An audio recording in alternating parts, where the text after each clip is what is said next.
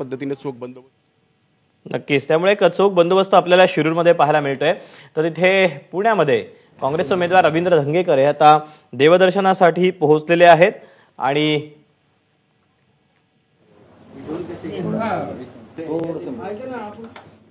पुणेकरांचं आराध्य दैवत असलेल्या कसबा गणपतीच्या दर्शनासाठी रवींद्र धंगेकर हे पोहोचलेले आहेत। खरं तर आधी नगरसेवक, त्यानंतर आमदार आणि त्यानंतर आता ते थेट खासदारकीची निवडणूक लढवत आहेत रवींद्र धंगेकर। त्यामुळे रवींद्र धंगेकरांना आता पुणेकर कशा पद्धतीने कौल देतात याची उत्सुकता खरं तर शिगेला पोहोचलेली आहे। पुण्यामध्ये यंदा तिरंगी लढत पाहायला मिळते आहे। भाजपचे मुरलीधर मोहोळ, त्यासोबतच वंचितचे आणि काँग्रेसचे उमेदवार हे निवडणुकीच्या रिंगणात आहेत। या सगळ्या पार्श्वभूमीवर आता पुण्यामध्ये देखील मतदानाचा उत्साह आज दिवसभर राहणार आहे। जास्तीत जास्त लोकांनी मतदान करावं असं आवाहन देखील प्रत्येक उमेदवाराकडून करण्यात येत आहे। तर दुसरीकडे आपण पाहतोय की नगरमध्ये निलेश लंके हे देखील आता घराच्या बाहेर पडलेले आहेत। कार्यकर्ते देखील त्यांच्या समवेत आपल्याला पाहायला मिळत आहेत। खरं तर यंदा नगरमधली जी निवडणूक आहे ती देखील काहीशी चुरशीची झालेली होती।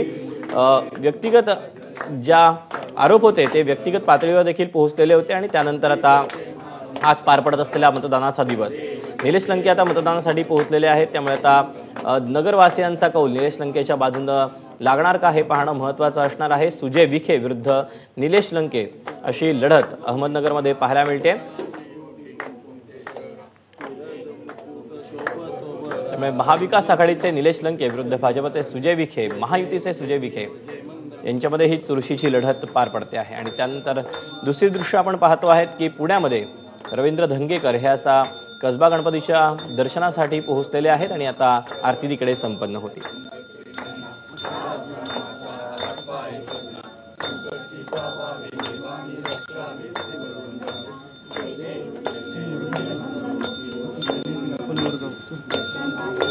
खरं तर लोकसभेच्या 3 टप्प्याच्या मतदानाच्या वेळेला मोठ्या उष्णतेचा सामना मतदारांना करावा लागलेला होता आणि चौथ्या टप्प्यातला आज मतदान पार पडत आहे। त्यामुळे राज्याच्या विविध भागामध्ये खरं तर पावसासह गारपिटीचा देखील इशारा हवामान खात्याने दिलेला आहे। महाराष्ट्रामध्ये जवळपास 11 मतदारसंघामध्ये मतदान पार पडते, तर देशभरामध्ये 10 राज्यांमध्ये 96 जागांवर मतदान पार पडते। त्यामुळे आता राज्यातील जवळपास 298 उमेदवारांचं भाग्य हे सीलबंद होणार आहे।